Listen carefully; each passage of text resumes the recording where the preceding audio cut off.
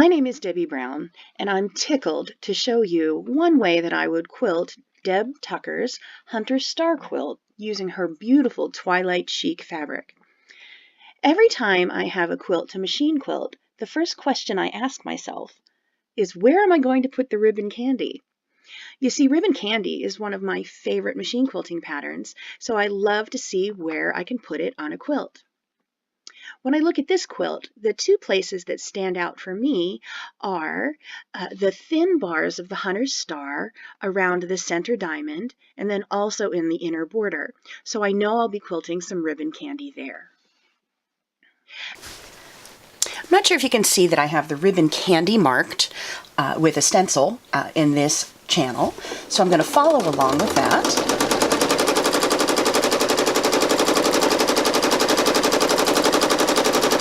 And if I don't exactly stitch where the stencil hits, it doesn't matter because the markings are going to go away.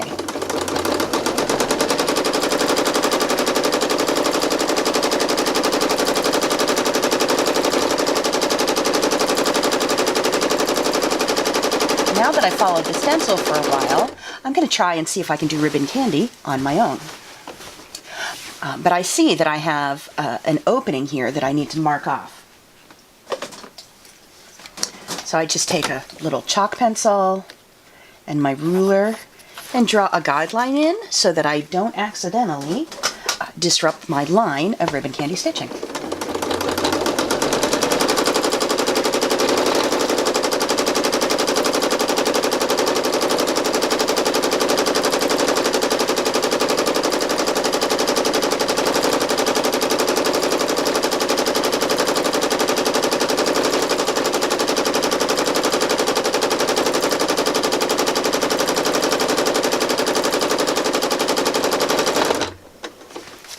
Position my hands, move the quilt around a bit.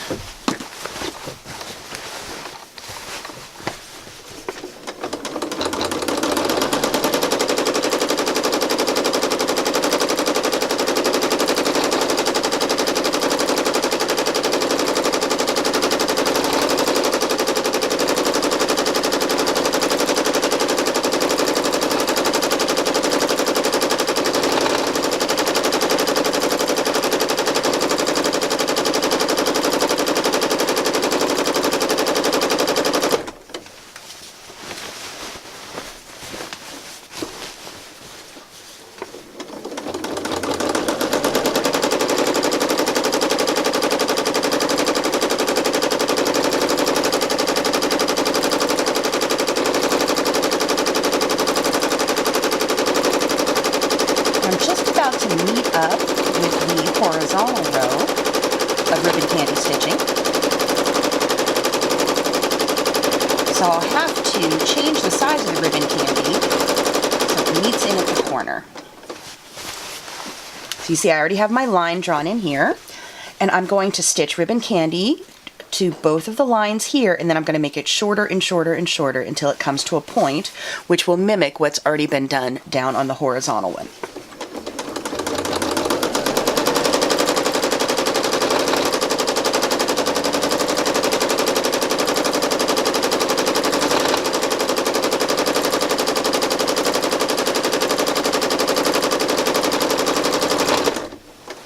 And I ended in the same place that I started, and take a couple small stitches, bring up my thread, move my quilt 8 to 10 inches away and grab the top thread,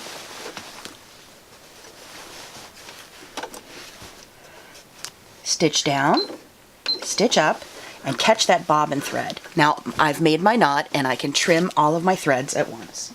After that, I need to mark out the spaces where I want to quilt my feathers, because the yellow square in the center of the quilt and the diagonal yellow areas are beautiful places to put feathers. So I'm going to mark those aside to really show off my feathers.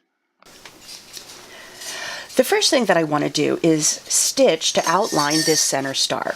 And I can use my walking foot to stitch along each of the outsides of the diamonds, but I know from experience that turning the entire quilt that many times is a bit of a bear. So I actually find it quicker to use a ruler and a ruler foot on my machine. So I'm going to start needle down, needle up, bring up my bobbin thread.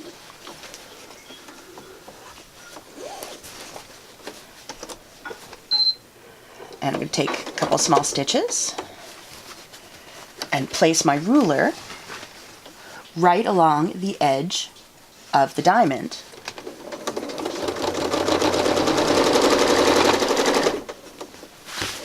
And I'm going to place my ruler right along the edge of the diamond because all of my stitching is going to be 1/4 of an inch away. It'll be a nice outline.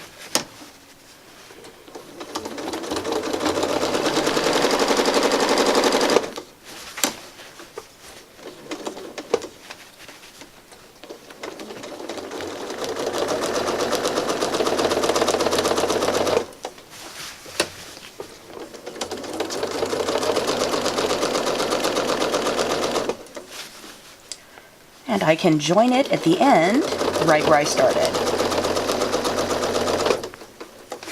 Take a couple stitches and I'm done. I'm going to do the same stitch a 1/4 away from the ditch, 1/4 of an inch away from the ditch along the outside edge of this yellow center square.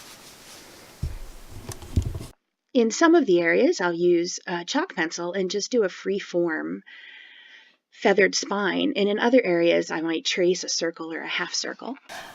I've stitched along that chalked line, and I'm going to now use that as the stem for my feathers. So I'm stitching a feather, and back down. I'm going to stitch a little short one in here, and a little taller, taller, the biggest one yet. These are very long loping feathers that fill the space well.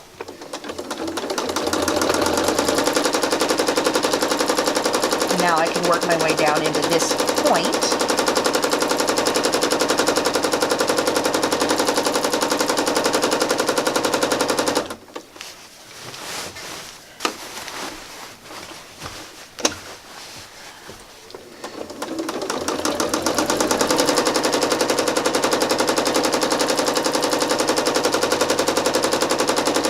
Now I'll start with a little wood to get inside the curve. And build up to big ones. Just trying to fill all of the space with the nice texture of the feathers. If I wanted them to show more, I would have used a more heavily contrasting thread.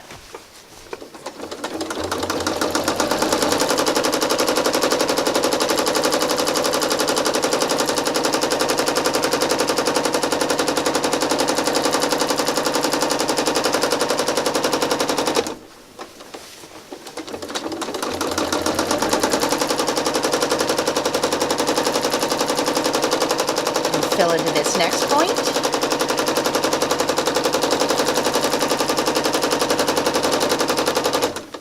And now I'm going to fill in this last triangle area here and meet up with where I started in the beginning.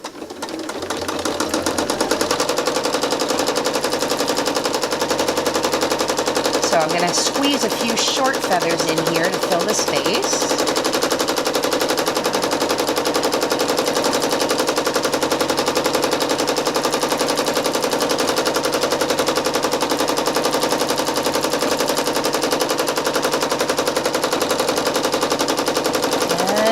My last feather that matched the first one.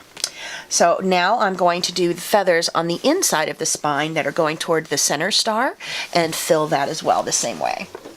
You find a good place to start, retrace the spine till I get there, and start with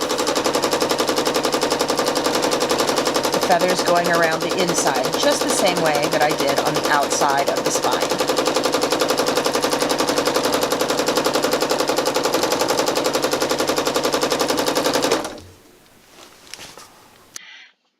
And after that, it's a matter of figuring out how to quilt the rest of the quilt, the parts that are left over. The darker spaces, the blues and the purples, the quilting's not going to show as much on, so I'm going to be quilting a lot of straight lines in there. I've put the walking foot on my machine and I've drawn in lines about a 1¼ inches apart, and it's going up in this triangle, which in this orientation actually makes its own triangle. So this is not my favorite way to do walking foot quilting because it's a lot of upper body work, but I'm going to stitch using my walking foot down to the corner, lift up the foot, turn the quilt,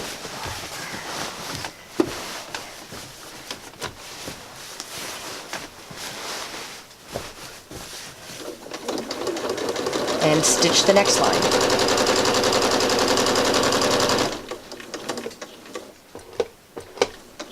And I have a tack stitch button on my machine, so I'm going to press that and make a little knot at the end. I'm going to cut my thread and then stitch the rest of the lines the same way. A lot of pivoting, a lot of turning, a lot of knots, but I really like the way it looks. Thank you for following along as I show one way to machine quilt Studio 180's King's Pawns quilt. For more quilting goodness, be sure to visit debbiebrownquilts.com and sign up for the newsletter.